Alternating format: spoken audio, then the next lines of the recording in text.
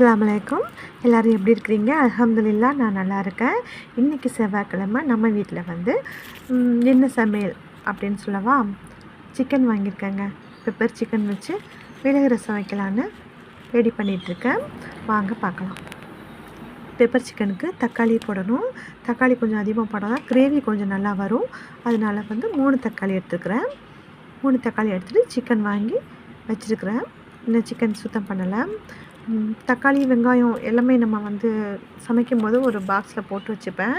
ஒரு பாக்ஸில் போட்டு வச்சு அதில் தான் வெங்காயத்தோல் எல்லாமே போட்டுப்பேன். இல்லை அந்த கண்ட இடத்துலையும் குப்பையாக்காமல் வச்சுப்பேன். இப்போ வந்து பச்சை மிளகாய் எடுத்துக்கிட்டேன். பச்சை மிளகாய் ரசத்துக்காக எடுத்துருக்கிறேன். பெப்பர் சிக்கனுக்கு பச்சை மிளகாலாம் போடக்கூடாது, ரொம்ப காரமாயிடும். ஏன்னா எங்கள் வீட்டில் வந்து பாப்பா இருக்காங்கல்ல, பாப்பாவுக்கு இந்த காரம்லாம் ரொம்ப ஒத்துக்காது. பெப்பர் சிக்கனுக்கு பெப்பர் போட்டாலுமே நான் வந்து காரம் இல்லாமல் இருக்கிறதுக்கு நான் அதுக்கு ஒரு என்ன பண்ணுவேன்னு வாங்க வீடியோவில் பார்த்துட்டே இருக்கலாம். 1 பை 1 பார்த்துட்டே இருக்கலாம்.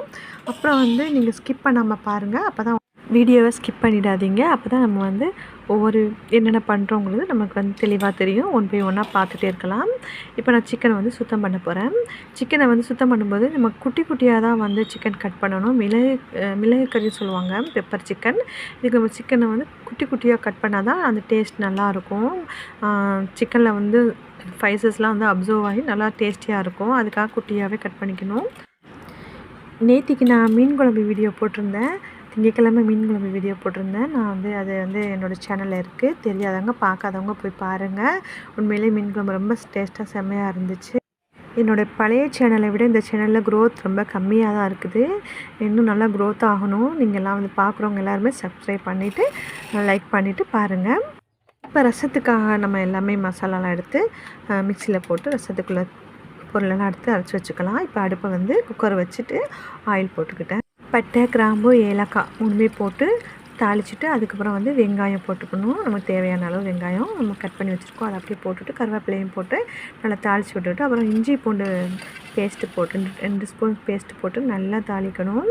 சலாமா அது கடையில் விளையாடிட்டுருக்கா, குளிச்சிருக்கா இன்றைக்கி அவன். இப்போ வந்து இஞ்சி பூண்டு பேஸ்ட் நல்லா அது ஸ்மெல் வர அளவுக்கு வதங்கினதுக்கப்புறம் தான் தக்காளி போடணும். எப்போவுமே இஞ்சி பூண்டு பேஸ்ட்டு வந்து தாளிக்கும் போது அதோடய ஃப்ளேவர் நல்லா வந்ததுக்கப்புறம் தான் அடுத்த பொருளை போடணும். அப்போ தான் நல்லாயிருக்கும். இப்போ தக்காளி போட்டாச்சு. கொஞ்சம் நேரம் லைட்டாக அடுப்பை ஸ்லோ பண்ணி வச்சுட்டு ஸ்டவ் ஸ்லோ பண்ணி வச்சுட்டு நம்ம வந்து கொஞ்சம் நேரம் மூடி வச்சிடணும். அதுக்கப்புறம் நல்லா தக்காளி மசிஞ்சதுக்கப்புறமா தான் சிக்கன் எடுத்து போடணும். சிக்கன் போட்டுட்டு அதில் கொஞ்சம் நமக்கு தேவையான அளவு உப்பும் போட்டுக்கணும். உப்பு போட்டு முடிச்சுட்டு அதுக்கப்புறம் கொஞ்சம் நேரம் மறுபடியுமே வந்து குக்கரை மூடி கொஞ்சம் நேரம் அப்படியே வேக வைக்கணும். அதுக்கப்புறமா கொஞ்சம் நல்லா வெந்ததுக்கப்புறம் மறுபடியும் மிளகு பொடி எடுத்து அதில் போட்டு